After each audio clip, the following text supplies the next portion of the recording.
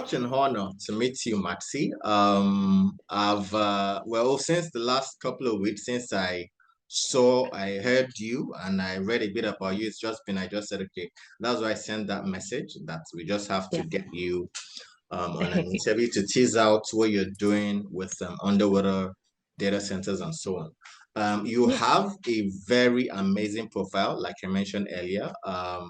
In Nigeria, when we see someone who is highly illustrious like you, we say timber and caliber because timber, mahogany, big Yeah. tree, the tallest tree in the world. So yes, that's what we liken very famous and great people to. And then the fact that you have CM. worked Love that. I'm gonna use that. That's so good.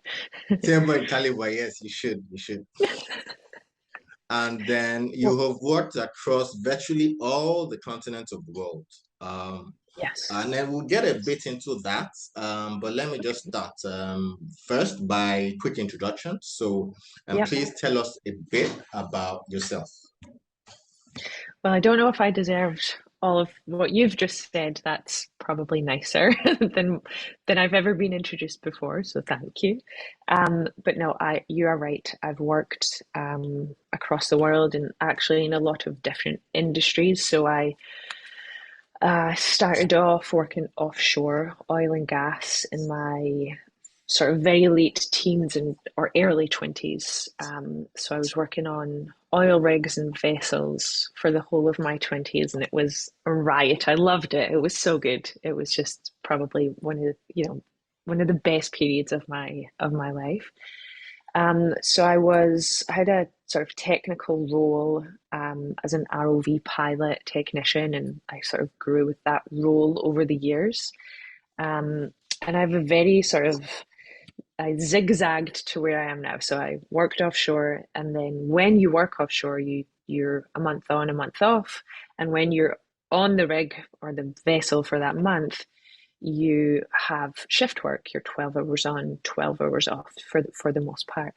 So I had gotten some long distance degrees in education from the Open University, which is a UK based educational rig, and one was in computer science. So I ended up working down in Perth, Australia, another great place. I worked down there on their cybersecurity team, and they taught me some ethical hacking. And then I eventually came back to the US where I live, and I got into more ethical hacking, and then eventually into something called red teaming. And what that is you physically break in to different companies. So they'll pay you, you're allowed, they'll pay you to make sure that they're not vulnerable from a physical security standpoint. So you'll do it once, typically you'll do it once during the day and then once at night. So it's sort of an interesting job. I think I'm probably one of the few people on earth to have broken into, prisons. Um, Generally, you try to break out of them, but so I was doing things like that. We done prisons, we done data centers, we also done banks and pharmaceutical headquarters. Those types of companies they hire. So here I was walking around a data center that we'd gone into that we absolutely shouldn't have. It was high security, high profile, I guess, a data center. It was hard to get in, but nonetheless, we got in. And I thought, God, if you want to keep them so secure, just put them underwater. And that was it. Um, and so I called someone that I used to work with and said, what do you think of this? Like, what do you think of this idea? And he said, well, like, I had this idea a long time ago. I hate how you've drawn it because I'd shown him these drawings, like AutoCAD drawings of what I wanted. And he said, I hate how you've drawn it. I'm going to tweak this. And then he came back and he said, this is the better way to do it. And then Subsea Cloud was born, and yeah, that's Yes, I there we think I go. was muted. Yes. So Yeah. I'll come back a bit more on Okay. underwater data centers and Yeah. vulnerability. But then, so yes, you've talked about how you got into the data center business. Yeah. Yes. So aside that you attack into the data center where you saw, okay, this may not be as vulnerable. Maybe underwater data centers would Yeah. be better protected. Did you have any other previous experience in data centers? Did you work? No, Okay. none. Because even as an ethical hacker or logical hacker, I never really thought about the data center. It never occurred to me like the architecture of the internet isn't truly that important as a hacker. It's really the network that you think about, or maybe some other profiles of the computer. But I just never thought about data centers at all. And it wasn't until I stood in a few and I was like, oh my God, the traffic here, the things that are going on, this is amazing. And I think at some point, like a long time ago, when I was first in a data center, I remember thinking, oh, I'd love to hack these. I'd love to know what's being said, sort of thing. Just purely nosy. But thankfully, I took a different route, and yeah. Nice, nice.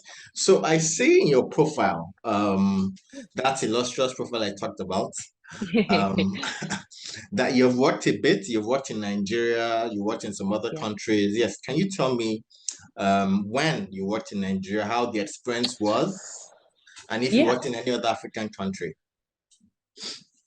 So I've been through some parts of Africa. I worked in Nigeria in 2011, I think, maybe 2012 at the latest. I don't think I touched land. We were off in, is it the Gulf of Guinea? Okay, okay. And it's very beautiful. It's very beautiful from afar. I couldn't comment on what it looks like once you're in there, but it looks very beautiful. Much, like Venezuela. I worked Mhm. there for on and off for a long time, and it's so beautiful. And I like the people are great, and there were actually Nigerians with me offshore, and like Oh, really? such good Mhm. people to work with. Yeah, like I really enjoyed it. I think Okay. when working offshore takes a certain sort of mentality. And Mhm. if you have it, then the bonding experience is Mm, actually easy because everybody talks the same. And mm, what I really like about working offshore is there's absolutely no one is politically correct. You mm. say what you think, you say what you Mhm, feel, mhm. you can apologize later. So yeah, I really enjoyed it. I think it's a bit like because you said it's 12 hours together. So Yeah. obviously you have to be it's a bit like all these new reality shows where you camp people in one house for a Yeah. lot of days. And so everything comes out, that sort of Yes. thing. So Yeah, you yeah, yeah. always Everything get comes to, out. yeah, everything comes out. Great, And great. you see people at their best and you see people at their worst offshore because Mm, we call, well, I didn't really have a partner through all of my time offshore. But you call your partner. I used to call my mum, but so sometimes you get like bad news from home, and there's no mm, place to go. You can't get off, so you see people at their worst, and you're kind of there, and you think, well, like let's talk about it, or let me help you, or comfort you, or mm, whatever it is. And you see them at their best, and you see them when they're missing their kids' birthdays, and you see them when they're getting off just in time for their kids' birthday. So it's a really interesting um, landscape to work in. mm, I enjoyed it. mm. This next question is not Yeah, scripted. It's sort of from what you just said. yeah. So based on that experience now working with people in such close quarters, what have you learned from from that about people, about humans?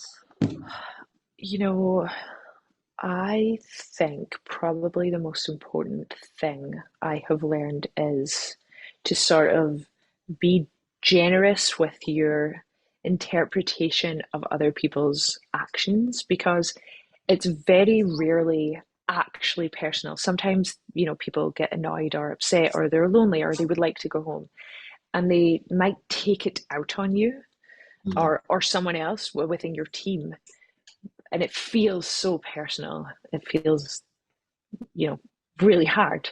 But I think once you discover, hey, they're having a bad day, like maybe I'm not one to sort of go into the fire. If you're annoyed, if you're shouting, if you're having a bad day, I will wait till you calm down. Like I'm never coming in when you're going through that. But then to say to people, like, I see you're struggling, and I think that's important, and it sort of helps me throughout my life just to know that with my partner, like, okay, this isn't personal to me. This is something you're going through, and I don't want to make it worse for Mm, you by being shit, mm. essentially. And it's, sometimes I forget that. I still do that at home. Sometimes I take things personally, and then we niggle, and that's just how it goes. But for the most part, I think just remembering to be generous with your Mm, interpretation of other people's actions, that was very helpful offshore. Because mm, living in close quarters with 100 men as mm. one female is a Wow. difficult task. Yeah, it's a very difficult task. um, and I was very lucky because I had a crew, and my partner was within that crew also from time to time. So I was always well looked after. I didn't have any fear. Plus, I was in my 20s, like I thought I was immortal. So it's just, yeah, it's interesting. Mm. Great, great. Okay, so to Subsea Cloud Yeah. and data center. So how I know you get asked this question a lot, but before you started your company, and then I know that there are Mm. some other recent competitors. There's Highlander in China and so on. Yes. Yeah. Um, before you and they started all this underwater stuff, we didn't know that there was such a thing as underwater data Mhm. centers. Yeah. So we were used to the brick and mortar. The bigger the data center, the better. And then you have all the physical security and everything that you have in it. How does underwater data centers, how do they work? Yeah. Okay. So there are two ways to incur the pressure of water, and Highlander does it one way and we do it another way. So, um, what Highlander is doing, and also Microsoft followed the same design principles. You make the walls very thick because that stops the water basically crushing them.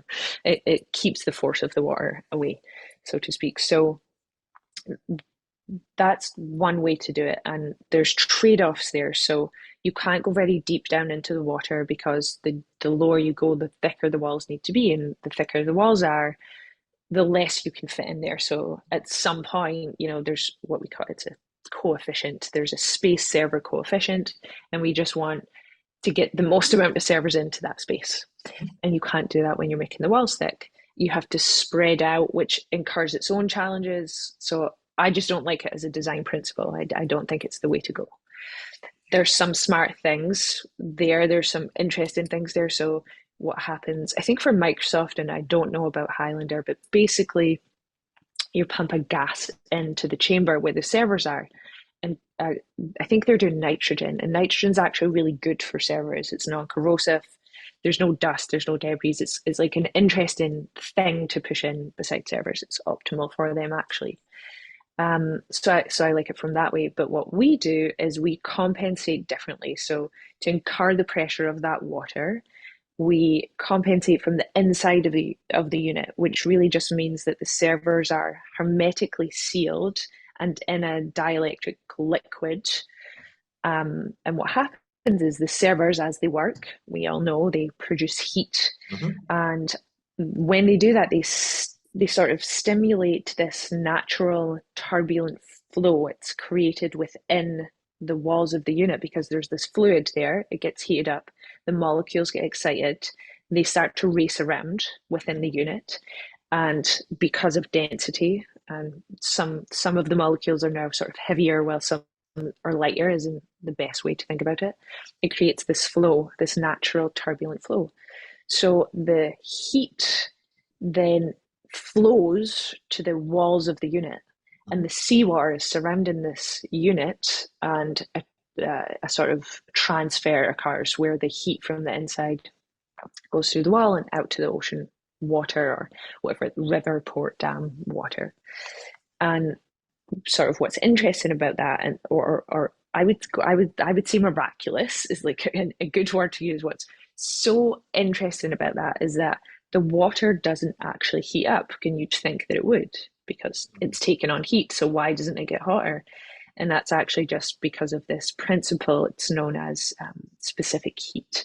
So water has a very high specific heat. And I've got some silly examples I use, I'll come to in a second, but basically the water absorbs this heat and it doesn't raise its own temperature. So the wildlife, the marine life doesn't suffer.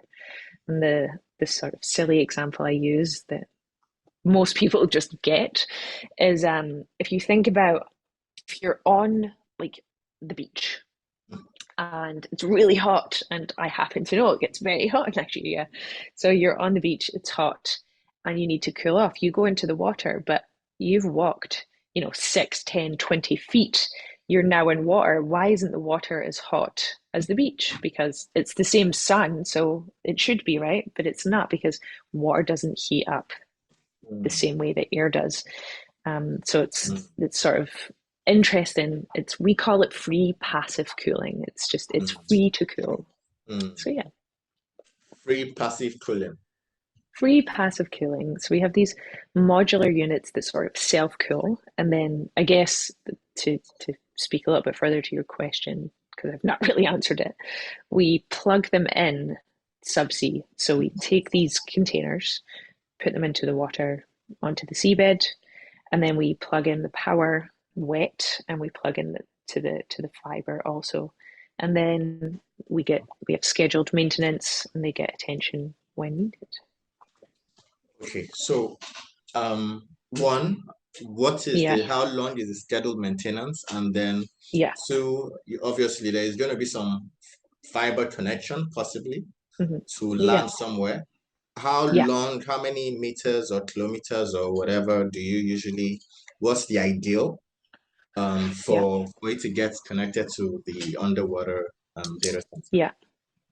So let's start with the last one first. So there's really no ideal distance for us because we can sit at any point along the route of the cable. So most cables, I think maybe all cables, have branching units built in, and they were built in so that the cables could be extended one day. Not for us, but that just happens to be what we are using them for. So we can set any optimal point along the route of the cable. It doesn't have to be close to shore. It depends on the client or the country, and so there's variables there that kind of don't matter to us. We just do what's reasonable and what's optimal. So that's the first one. And then you also asked a question that I'm not remembering. What was the first one? I wanted to know about the fiber connection, and you've asked out the distance. Yeah. Yes. So, And the so second, I think you've yeah. answered that one. And the second one is it'll come back. You'll come back to me. It'll come back It was. There's going to be people listening to this just going, "Oh my God, idiots." to We know. me. No, you did. You asked me about how long's the maintenance, Oh I yes, think. how long? How long Yeah, does it? okay, Yes, there we yes, go. yes. Oh, wow. So basically, the maintenance, so cover it in a few different ways. So the lifespan of the unit itself is 25 to 30 years, right? It's made of a material that can withstand. The servers themselves are really what obviously are the maintenance point. It depends on the client. So if it's just computational and you can use those servers for 5 years, then maintenance could be scheduled yearly for you if it's required. But for other people, they want to switch out their servers very often. So the cycle is sort of different for them. But purely, like talking purely about maintenance, we can schedule it every 3, 6, 9, or 12 months. That's what we like to do, and we discuss that at the start of the contract cycle. Well, how often do you want maintenance, and why? Is it to upgrade your servers? Like what's the maintenance for? Because all in all, the maintenance cycles are sort of lengthened when you have the servers in an optimal operational environment. And it is because it's in this non-corrosive fluid without dust, without debris, without hot spots, um, and so it's just very optimal for the servers. You know, what's interesting about data centers and outages or servers struggling is a lot of what happens to them is human beings interact with them, so they'll jostle the cables, and that leads to like chaos. So we don't have those things, so it's actually quite optimal, and our maintenance is actually it's a very low cost model. So we're actually happy with that, because when we first started out, people said that would be the big hurdle, and that's actually not even close to our biggest hurdle. We've nailed that. Like, we have that down pat. Yeah. Because I see some of the comments and they're usually around how do you maintain it? Whether there's an issue, how do Yeah. you? So Yeah. yes, I'm happy to know that you have Yeah. We have, fixed. yeah, it's we can fail in place. If it's one server, one rack, we might be able to fail in place, depends on the client. Um, if there's something catastrophic, then we are there within a 12-hour sailing radius. We get there, we use ROVs, because instead of divers, obviously, we can pull it up, we can do a lot on deck, put it back down. For some clients, what they do, which is interesting, and I don't like to highlight it often because it's not ideal, but what they do is they have units, just sort of twins, waiting in the what there's like a stage thing for it, like waiting off to the side, waiting in the wings. So if something fails, then we don't spend time with the maintenance portion of Oh, this. We you just just pull it do the up, back. put Okay, it you back, just replace put it. another one Oh, okay, down. Yeah, okay, just okay, replace it totally. okay, okay, That is really reserved for large clients, because okay, that's expensive for them to do, okay, to have that okay, in reserve. Yeah. okay. Because that part's also for physical data centers, they usually have Yeah. tiering systems, tier one, tier Yeah. two, up to four. And some of them Yeah. have to have exact backups. Yeah.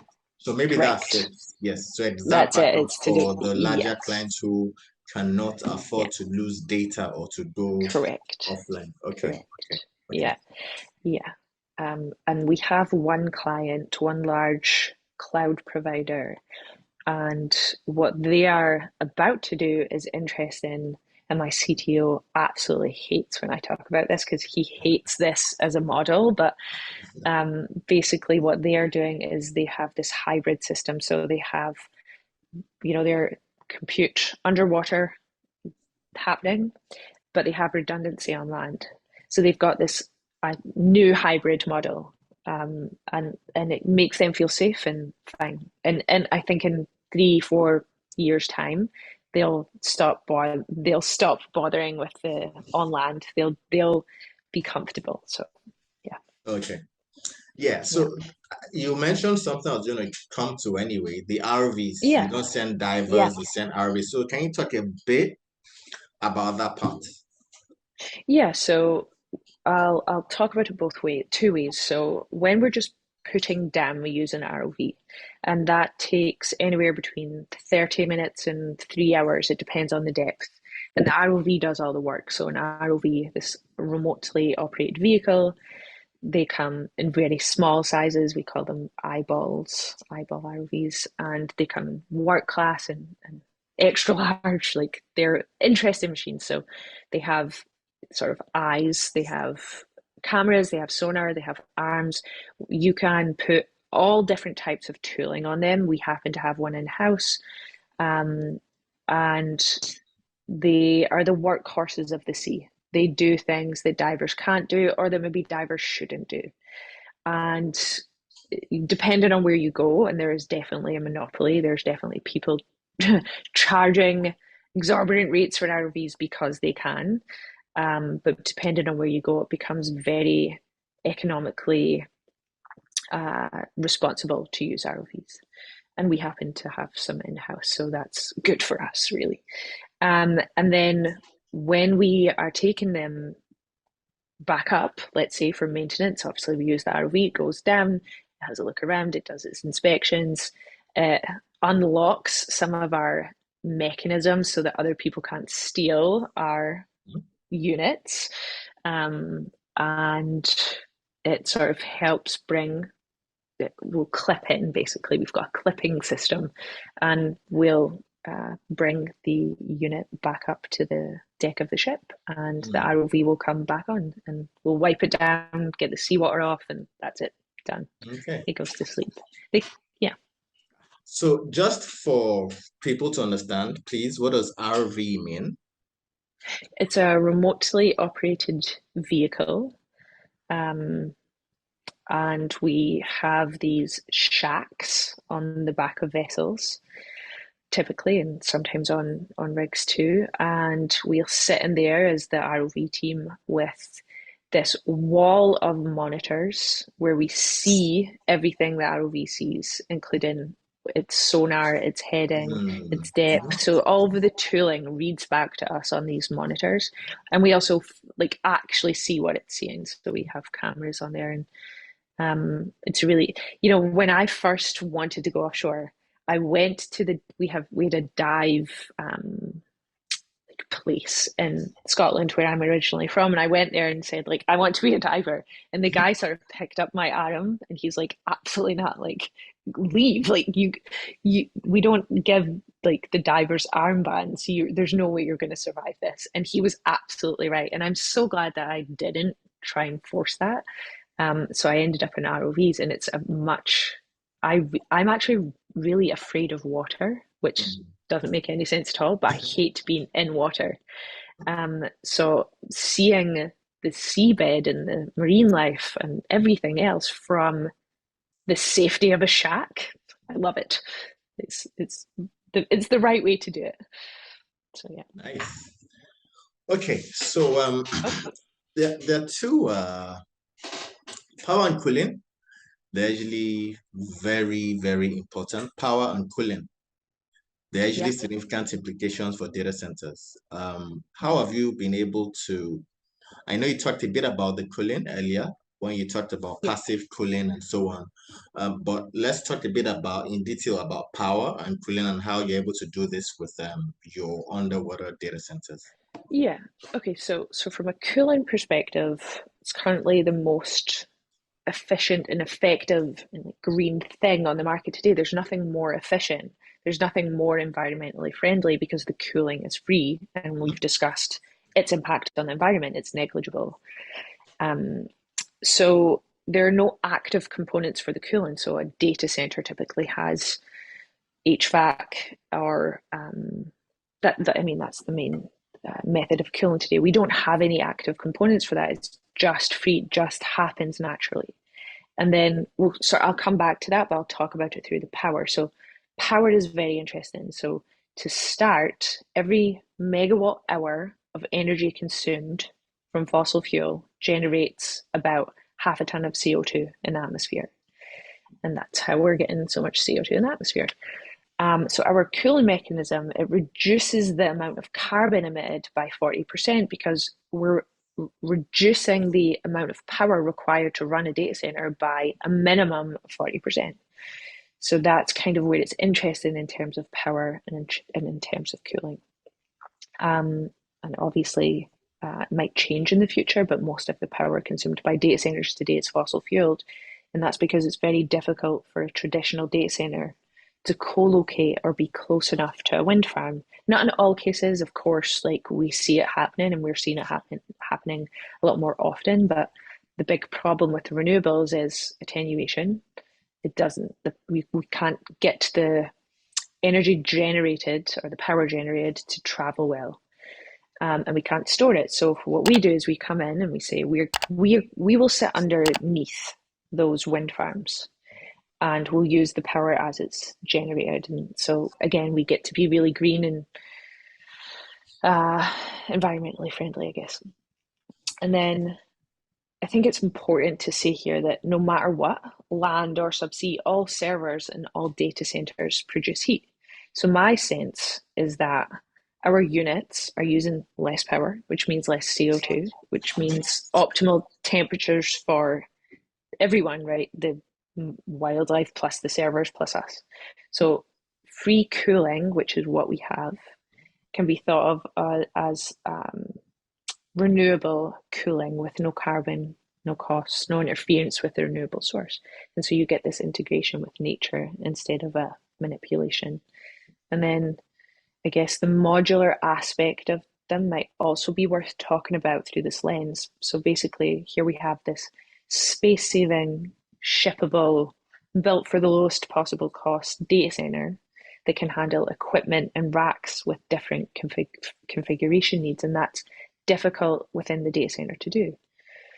Um, so we have this subsea environment and this natural physics that means that cooling is sufficient and efficient for every server that's housed, and we can have these different configurations. And it's really hard to replicate on land without cooling costs. So, we've kind of talked about the method of cooling. I think we talked about that earlier, and that I think, and I hope what I've just given is just an overview of why this mechanism is important. Okay. Thank you for that. Yeah, And it seems now because a lot of the issues that physical modular data centers, a lot of flack they get is by how much power they consume. yeah, I read something that data centers consume about 30% or so of yeah, local grid power, and then you see data yeah, centers generally use. I hear they use 10 times the amount of power yeah, as houses. So this is a great model to reduce power consumption. At least more power gets distributed to other farms, to other people who need it, yeah, and yeah. and so on. So yes, great, great, great, great. Thanks. Uh, yeah.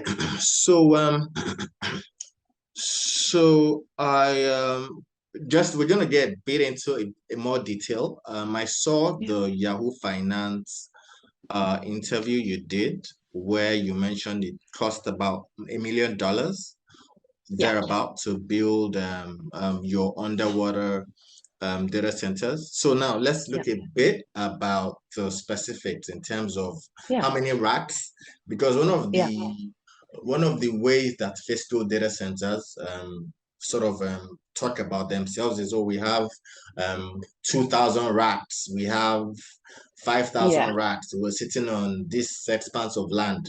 Can you talk a bit about the wattage for the data center, the racks you yeah, have? And then I know that you mentioned that you have some clients that you have been working with.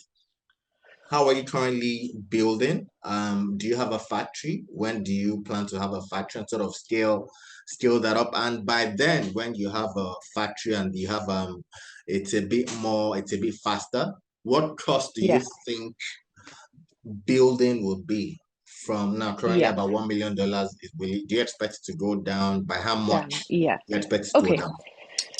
okay. So start the start.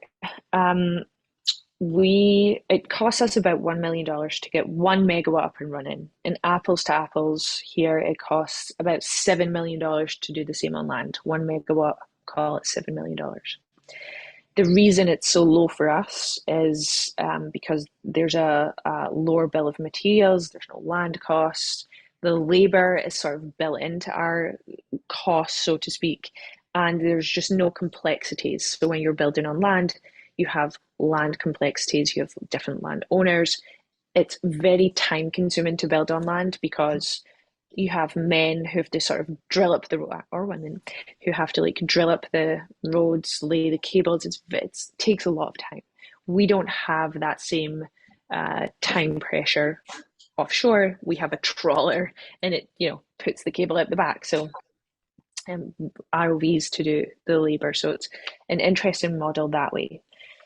In terms of rack space and things like that, I'll try to be succinct and simple. So we fit 16 racks in to a unit.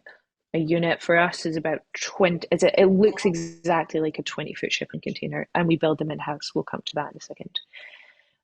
The rack density is very interesting because it is on our first generation unit, and let's maybe talk next year, you and I, about our second generation. We're not talking about it publicly yet, but our first generation is 125 kilowatts per rack.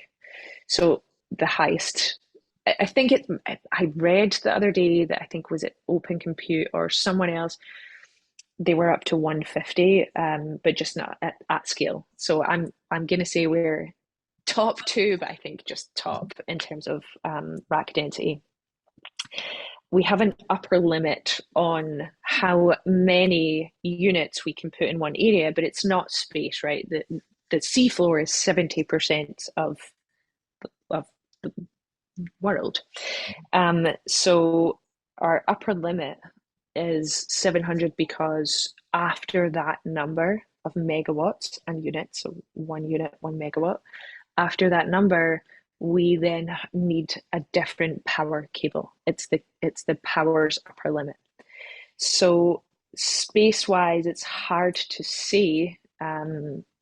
We can, put them quite close together. We can put them further apart, but ultimately it kind of doesn't matter. We'll be within the permitted zone. We can go alongside the cable in this linear fashion. We can spread out.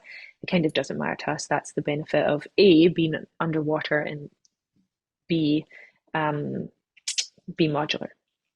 And then facility wise, we do have a facility. We have two. We're our R&D facility is in the Nordics. We're building there currently for a large pilot we're running next year, where we're taking 16 companies into one pod. We might build a few pods and have multiple companies.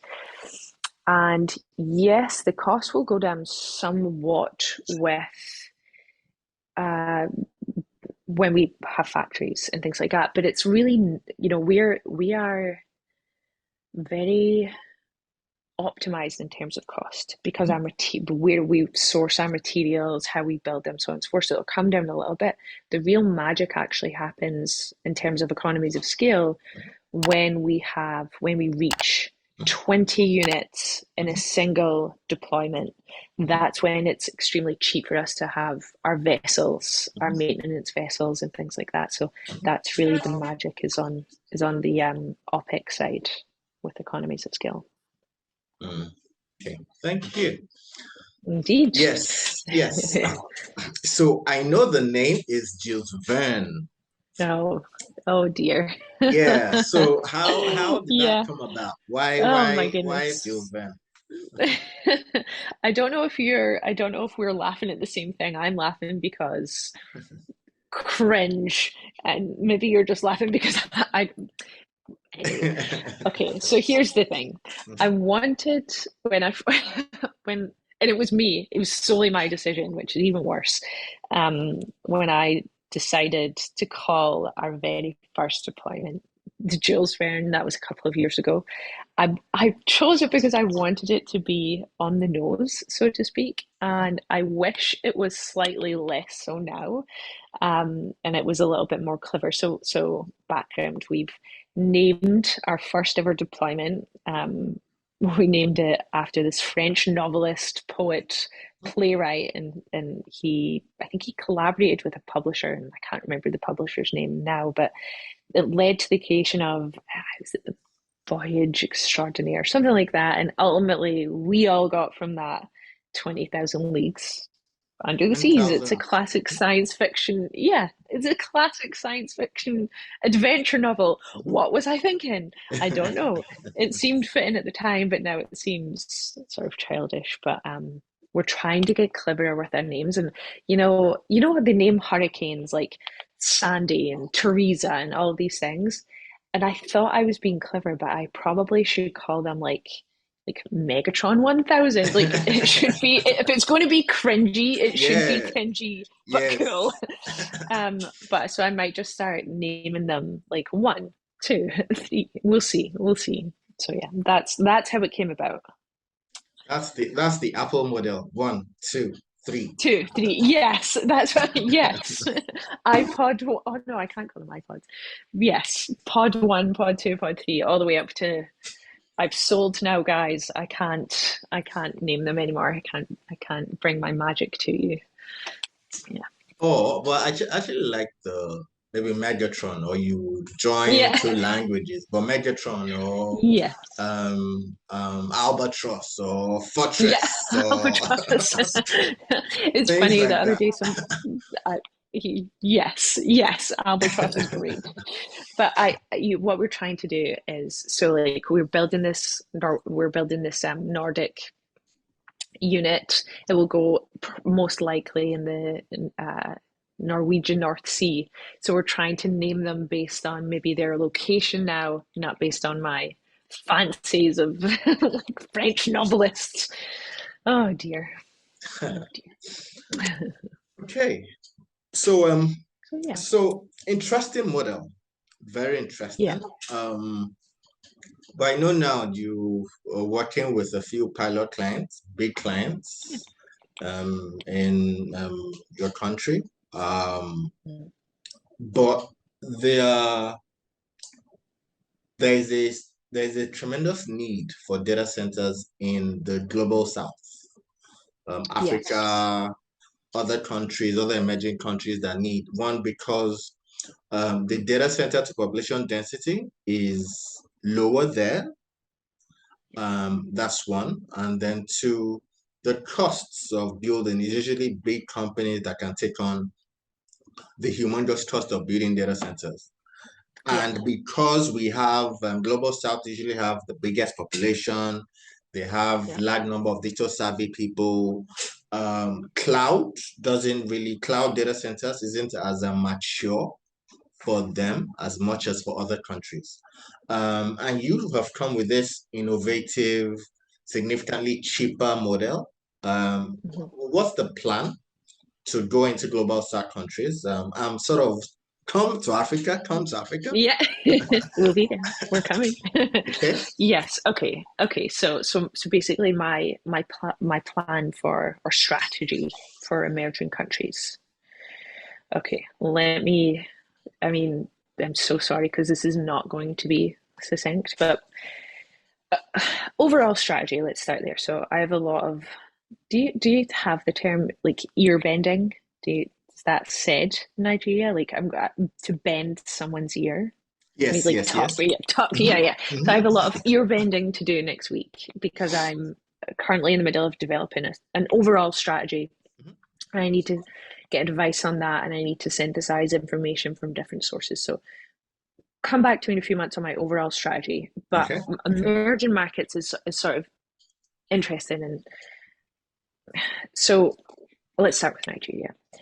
I think the internet penetration rate for Nigeria is about 55%, Yes. 56% of the Mhm, mhm, population at the mhm. start of this year. And then we know that's growing. We know it's an important hub. We know it's an important market. We know that because of A, the population, what's happening in your economy. We know that large providers are putting in a lot of money down there. So we know as the little guys, we also have to look there. Fine. I think you have, is it 11 or 12 data centers, or is that number changed? But Yes, about that. In Nigeria, yeah, we have yeah, in about, Nigeria. yes, we have about 11, 12. There are different Yeah, variants. There are commercial data centers.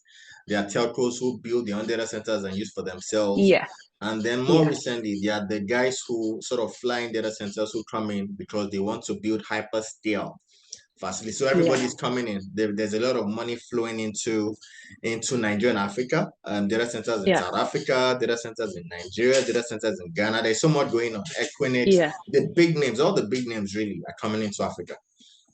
Well, yeah, because I think there's been like a few $100 million in terms of investment Mhm. with a market size projected to hit is like half a, half a bill. No, is it $1 billion by 2028? Like it's a large market, I think and we it's know actually it'll. more than Is 300 it? billion. Yes, it's more than three. One company alone. I Yeah. think the Equinix purchase of main one was about $360 million. Oh yeah, I And that forgot was about that. one Yeah, company. And there are yeah. about possibly four other big tickets Uh-huh. that yes, four other big tickets. So I would probably say maybe over $1 billion has already come in. Yeah, And there's more coming in. coming in. Yeah, Yeah. you keep me right. But so we know local capacity is expected to grow Mhm. at this, you know, a large rate, expected to grow, I think, at a CAGR of 23, 24%. It's a really interesting market. And then, so let's like put a pin in that and look in the other direction. So we know that there's this rapid cost escalation in emerging markets. The average cost of data center construction just globally has risen by 6 or 7% over the last year or so, although it's softened a little bit from the year before. But that aside, we know um, we know those two things to be true. And then the next thing I think about with emerging markets are its resources, which you covered briefly earlier. And it's a really interesting point of consideration. So we know that power availability is an increasingly dominant factor in driving investment decisions, with power itself being sort of more important now for the data center than the geographical location, whereas that wasn't the case before. So that's switched. And then we also know that data centers use these large amounts of water for electricity generation, fine, and also for cooling, not so good. So then there becomes this pressure on existing and limited water. So my position and my sense is that the establishment of more data centers in one of the most important emerging markets on earth should absolutely not be a trade-off Mhm. between the technological development that the data centers can facilitate in the region and the standard of living for everyone else otherwise. Not quite a strategy yet, just a thought. So my strategy going forward is basically twofold. So present the solution relative to your challenges in your market, Mhm. from power and water through to environmental, and ensuring that people have an understanding, like a solid understanding of our solution. So there's that. And then I suppose in a candid way, to be candid, we really we want to enter these emerging markets everywhere, but specifically Nigeria, right? So we don't truly understand how decisions are made there because it's not the same process as in Britain or as in the States or as in Singapore, Malaysia. Like it's just not. So we're working to figure that out and to try to, you know, get market share there. And I think based on what we're learning and how we lean, where we're looking, I think what's becoming important to the world, um, that we sort of it's becoming important to the world, all of the things that we bring as a solution provider. And so we'll rapidly develop in markets and regions such as Nigeria. I think it's just a matter of time, and slow gain traction. And I think we have to be smart about it. So it's a learn on the job strategy as much as it's a ready to enter strategy. And it's difficult because I I just don't have any visibility into the market other than you know it now. I get what you mean. Usually, especially for emerging markets, new countries, but Yeah, especially emerging markets, there are yeah, voids that you can't see. Institutional voids. You don't know how regulatory works. You don't know how getting licenses correct. work. You don't know how the market works. You don't know how what your price point. So yes, but there are people and there are local consultants and even some international consultants who have a bit of experience. Yep. So when you're at that point, I'll be happy to Yeah, point I'll you. come to you. Yeah, I'll Yeah. be happy to point in the direction of some people who can help you sort Thank of you. do that Yes. initial research and setup and everything.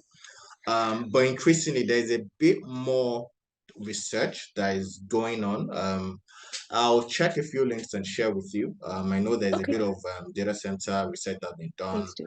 on the Yeah. ones available here, and then you can begin to see Yeah. where what's happening and where you can possibly take a position.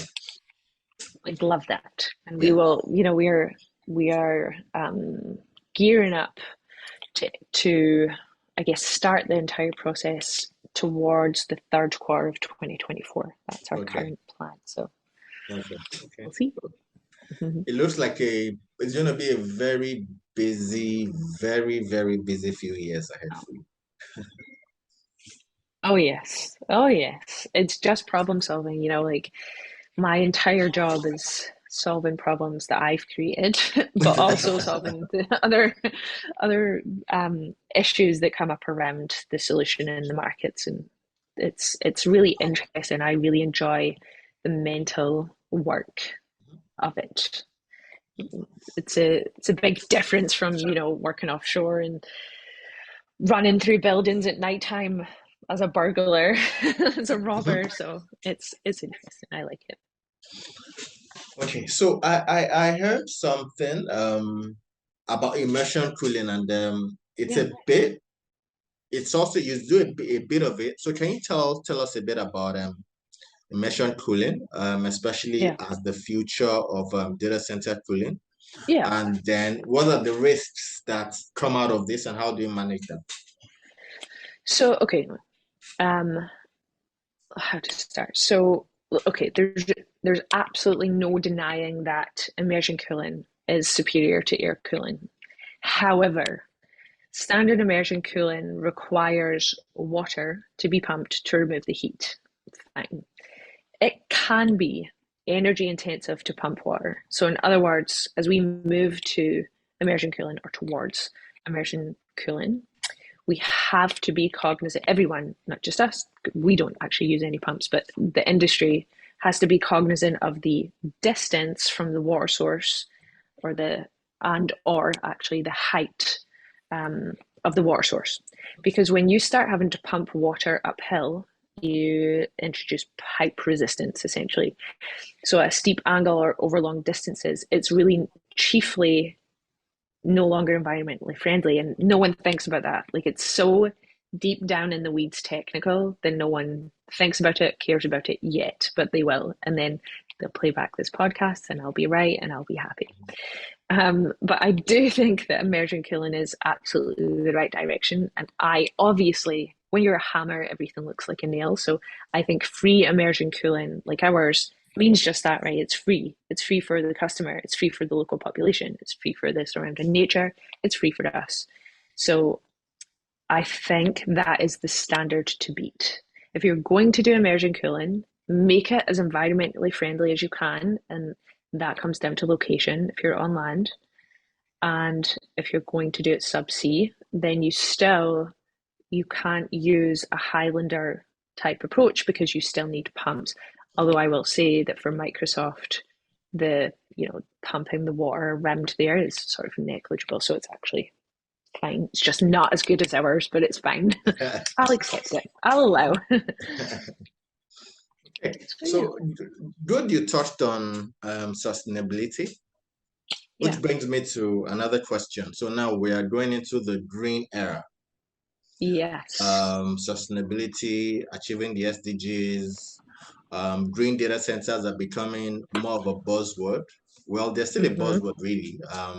Yeah. Where do you see Yes. that going? How quickly do you see green data centers becoming mainstream? And then where have you seen green data centers that are truly green? And can you talk a bit about them? So how quickly do I see them becoming mainstream? Not very quickly, honestly speaking. And it's not for technical reasons. It's due to inconvenience and profit centric reasons. The incumbents of today, the large players, they optimize for shareholders. And there's this, I think it's called like the Agile Manifesto. I read it someplace not that long ago, but basically it needs updating. So there's no speed in what they're doing, and it's purely out of inconvenience and profit. And happy to debate anyone who says that it's technical because it's not.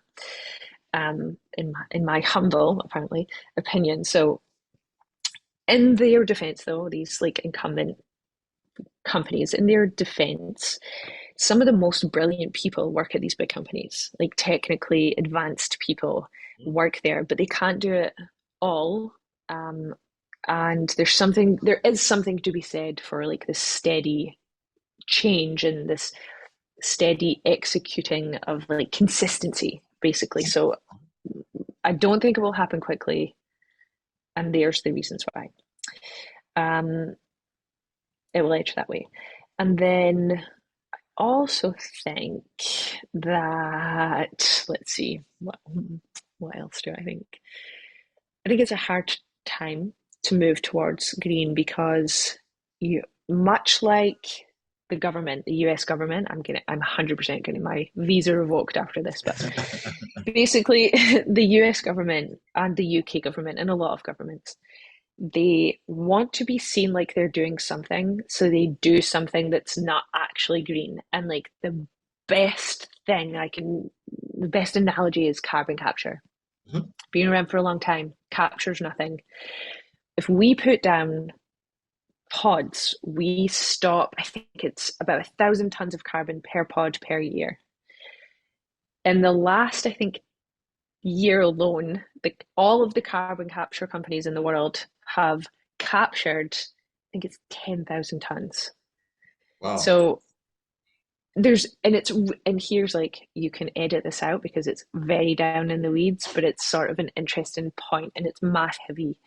But okay, you have, we have a certain amount of carbon in the atmosphere. Okay, Mhm. let's talk about the US and maybe the UK, maybe some other allies so that I stop picking on the US. Okay. So they're saying, okay, we're going to carbon capture. Well, you're not carbon capturing all 100% because it doesn't belong to you and you're not going to China or India to do that. So you're going to do it in your own country. Okay, fine. So now you can actually capture about 40% of what's available. Okay, but you can't actually capture it all because some's too mobile, some's too small. Okay, so now we're down to about 20% of what is in the atmosphere is capturable. Okay, so now let's say that you need to, that you capture it. Well, you can't just pump that down into the ground. It goes against the grain, so to speak. We pull things up from the ground. We tend not to push things down there. So now you have to liquefy it, which can be energy intensive. But let's put that aside. So now we've liquefied this carbon to pump it down into the ground. Well, what if it leaks? Who's responsible for that leak? Do you want to live beside that? Because I certainly don't. Do you want to walk your short dog or your child around where they've pumped this carbon into the ground? And by the way, you have to do, I think it's like 12 billion cubic meters of it per year in order to carbon capture properly. It's undoable. It's technically implausible, but let's look like we're doing that. Now, I've obviously gone off into a little bit of a tangent here, but the point I'm making is sometimes we do these things as governments, as regulatory bodies, or as even data center owners that aren't chiefly or fundamentally good for us as an industry or the environment long term, but we want to make it look like we're doing something. And you can see that all over the data center industry. And I don't want to pick on any of the companies publicly. I like to do that privately when I talk to them, but we see it happen all the time. People making bad decisions for a short-term gain, and we as a company just want to stay away from that. Are you sorry you asked? No, no, no, I'm not. I'm actually, there's a question that Okay, just good. came out from that. So now, Yeah. based on what you've seen, you obviously have very strong opinions about this. What model or how do you think that we should better um carbon capture? Maybe Yeah. from a national government perspective, what do you think? Maybe not carbon capture per se, but how do you think we can get Yeah. greener and more sustainable? I think What we recommendation would have you to have? Mhm. we have to okay, so we should, like you're saying, we should absolutely not rely on carbon capture. It's not feasible. Like, let's just stop that. But I think what I have a few views on it, but we should absolutely try to electrify our modern lives. We should keep doing that. Um, but it's really hard because in practical terms, we're not there. We've not overcome the attenuation challenges of renewables nor the storage challenges. So, what can we do that actively cuts carbon emissions and keeps things green? Well, it's around novel solutions. And instead of battling novel solutions, and not just ours, like there are a lot of people doing a lot of really cool, interesting things in the space, but because they've not been around for 10 years, they're not trusted, they're not adopted. The adoption curve is really slow. I think we should allow the market to be slightly more effective by like employing the larger companies to not just care about shareholder optimization. So I think there's that. And then honestly, one of the best things we could do is have a better educated public because we have a very undereducated public technically, and they have very strong opinions on things that are very technical. The two don't match up. So we don't adopt nuclear power in Scotland because of NIMBYism, like not in my backyard. People don't want to live next to a nuclear power plant because of things like safety concerns or radiation. And to one more tangent, and I don't know how long people are going to be listening for, but if you stood next to what's it called? Where do they put a nuclear power plant? There we go. If you stood next to a nuclear power plant for 1 year, you just stood outside, you'd be exposed to an additional 1 millirem of radiation. Millirem's just the unit that we apply or use, measure in. If you take a cross country flight, Africa, the UK, America, you're exposed to an additional 4 to 5 millirems. So like people have the wrong end of the stick. They don't have an understanding. We can't expect them to because we don't have a press that reports on technical features. So I think starting there is probably really important. And I would like to see transparency in the data centers with the suppliers in terms of, well, what water are you using? What power are you using? How does that come about?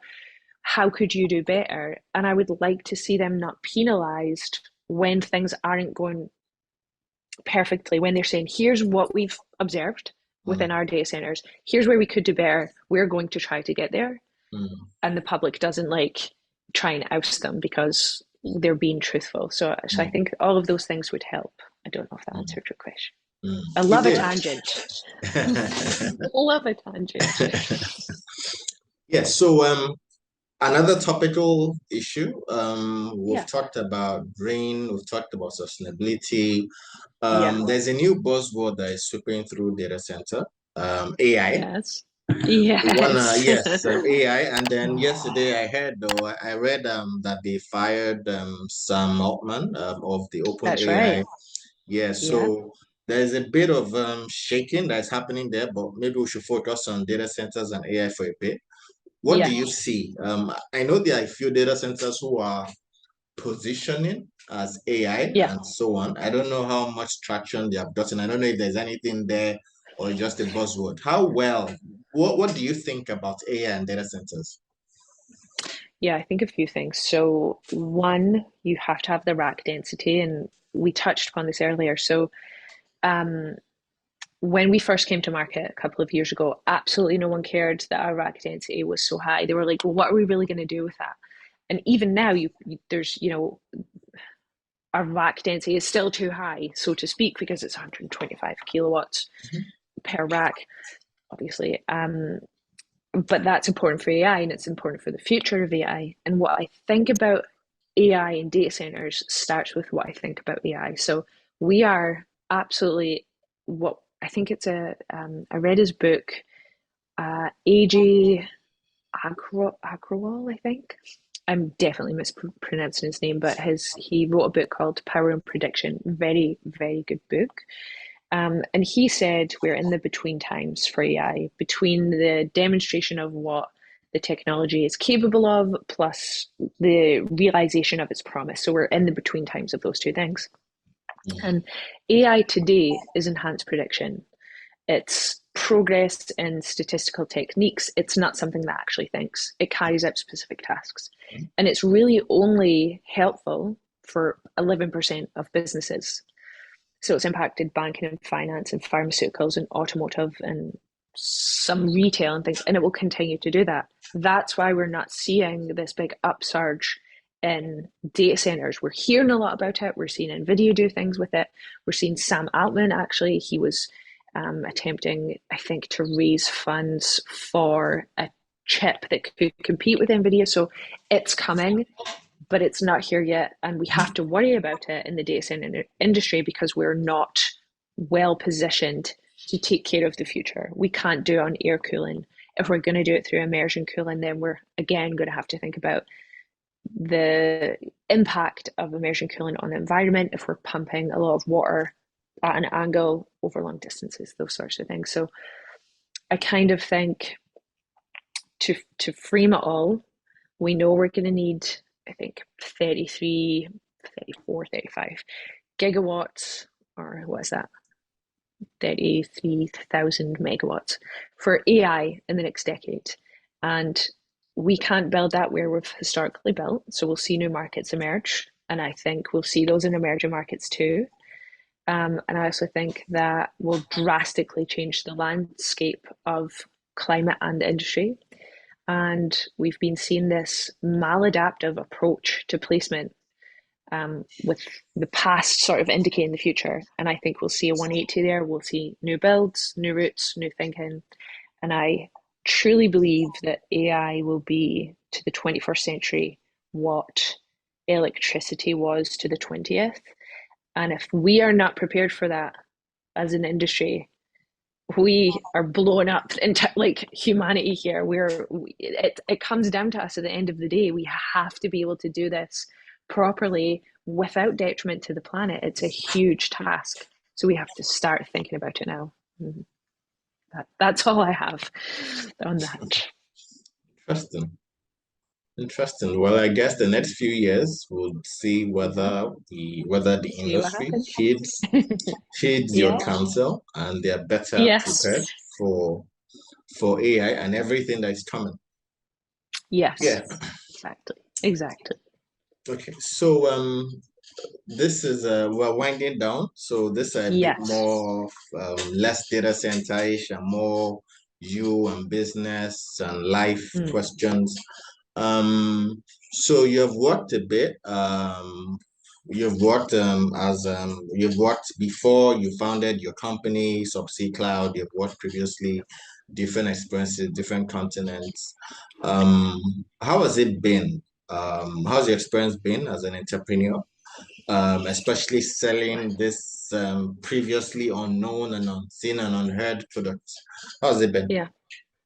It's been difficult, actually. It's been enjoyably difficult, but difficult nonetheless because, the subsea space is so esoteric, so unknown, so scary to most people. And it's when you have a product like a car, for instance, it's a new car. People know how it fits into their lives. They know what to do with it. You just have to sell them on the features. It's really hard for me to get to the point of the features because people just want to know the architecture. Like, how does it work? Well, where does it work? Well, how do you do that? And so we never get to how it's beneficial for them. That's been difficult for me. Um, and overall, it's enjoyable. I love getting up every day and doing it. I find it very fulfilling, and that's new for me. I've always sort of just been on the go. Um, so yeah, I would say difficult but enjoyably so. Okay, so difficult and enjoyable. So funding, Yeah. how has it been funding, raising capital, speaking to companies, selling? How has that been for you? Funding is difficult. So we've bootstrapped and will continue to bootstrap. And um, I fell prey to what every startup and founder does. It was like, well, people will just get this and I'll be funded within a fortnight. And, a year later, I was like, there's something going on here. There's something amiss. People aren't getting it. Um, we are not fundable for your average VC because we're not software. We're a very capital intensive business, although 80% less than the traditional, but still nonetheless capital intensive. So when people don't understand the subsea environment, it scares them off. We have some natural partners in oil and gas and other subsea asset owners and providers. That's been very helpful. And so we're sort of, I would say, taking this new path, making this new path which doesn't rely on outside investors, it relies on partnerships. And we absolutely could not get a start without our partners. They are far more important to investors, or to us, than investors. So it's been difficult because we've had to do everything differently. We've bootstrapped, like I said. We'll continue to do that because now we're in a position where we can. We use some government money where we can, and we have a model for our clients, which means that they get to pay less, but they pay a little bit more up front because their 40%, their bill is 40% less than it has been for any other data center company. So we get a little bit more of that up front, and that's very helpful for us going forward. And the other thing I say is to people who are maybe listening who are trying to raise money, it is difficult. And what's interesting about it is this is absolutely the most difficult period in history in which to raise money. And keep that in mind. It's just difficult, and fundamentally for a lot of providers, data center is real estate because you get the land, you get the entitlements, you build, you run, or you lease space. So we don't have that, and that's great for our model, but it's hard for people to understand what they're investing in. And then I guess the last point that I would say is I think things are shifting our way. I think it's obviously capital intensive for us. And we know we're this comprehensive solution. We know that we're absolutely required by the broader markets, but that only matters when we're building at scale. Or at scales. So no one wants to deploy capital in small amounts, and that's important to remember too. And where capital used to be allocated in terms of, well, your hardware or your software or your infrastructure or real estate, whatever it is, it used to be bucketed. Now you have to come with a comprehensive solution, and it can't just be in one thing because no one's investing in one thing anymore. People are under allocated in data centers, but they don't want to invest just in the land. So now you have to be the provider, the landowner, the OTT. Like you have to be a really strong part of the ecosystem, and so we'll see things starting to shift.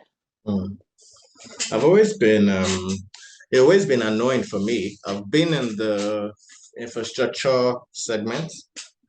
Yeah. Also my career, connectivity, subsea cable, data centers, last mile providers. And it's really annoying that the infrastructure parts usually that everything is built upon is less valuable than one app.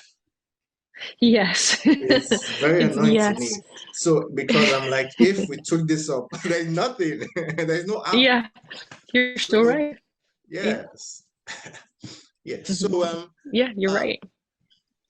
So now you've written a bunch of books. I know of two books you've written. So can you tell us a bit about, I'll do the second book last, but can you tell us a bit about the art of attacker mindset for security professionals? Can you tell us a bit about that?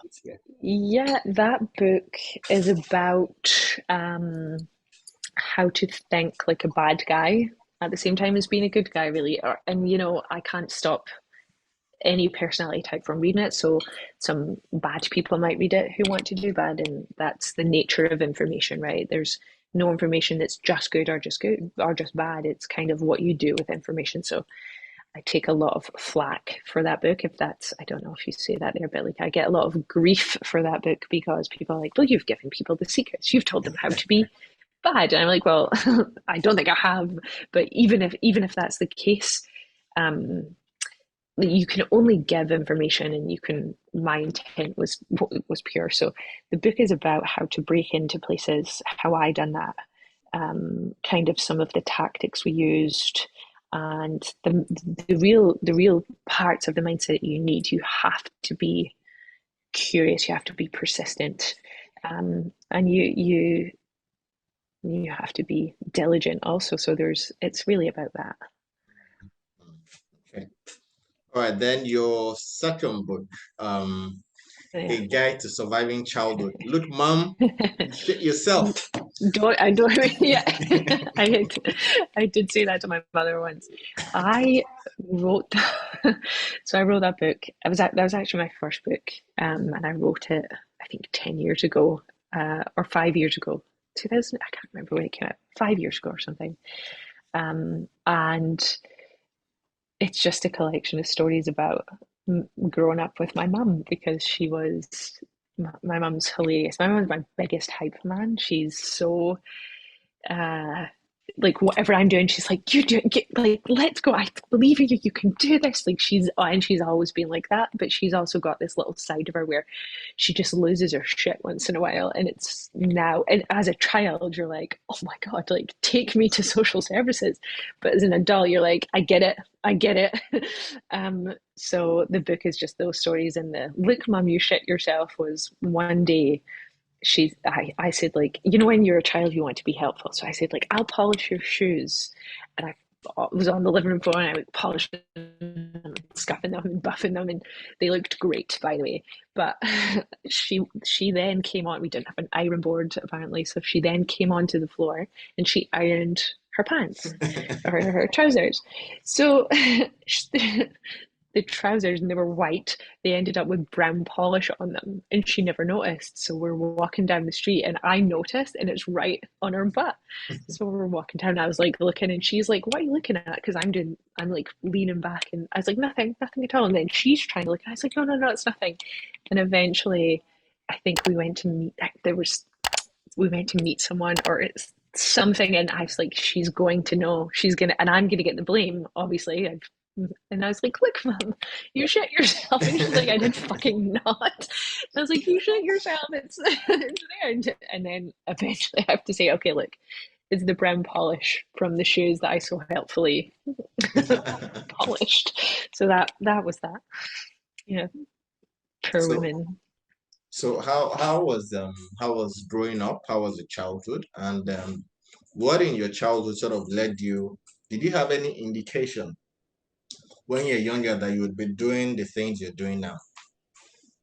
So I had a good childhood. Like my mum done absolutely the best that she could, and it wasn't always perfect and or like picturesque, but she absolutely done the best she could. And I had a really good support network.